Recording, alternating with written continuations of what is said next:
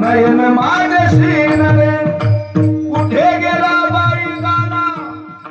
विपरीत घडले कुठे कुठे मी शोधू याला हा माझा जमला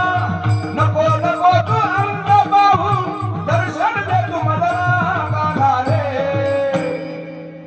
सांग ना कृष्णा कधी होणार तुझं दर्शन एका मागे एक गोपिका येत आहे 10:30 वाजले मग गोपिका एकत्रित झाल्या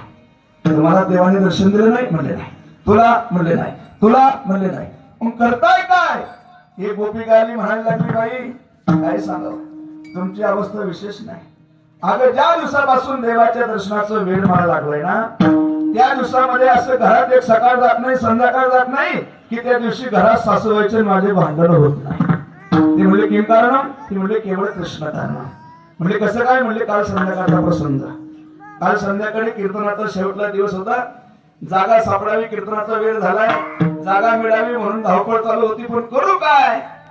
घरात 2 लोकांचा उपवास होता आणि 2 लोकांचा स्वयंपाक होता 2 लोकांकरता काय स्वयंपाक करावा काय स्वयंपाक करावा काय स्वयंपाक करावा मी विचारात पडली होती सर्वात सोपा आयटम मला सुचलं त्याचं नाव म्हणजे खिचडी खिचडी करण्याकरता फार मोठा 7-8 तास करावा लागत नाही म्हणून बरेचशा गावात बरेचसे लोक आमच्या समोर खिचडीच मांडतात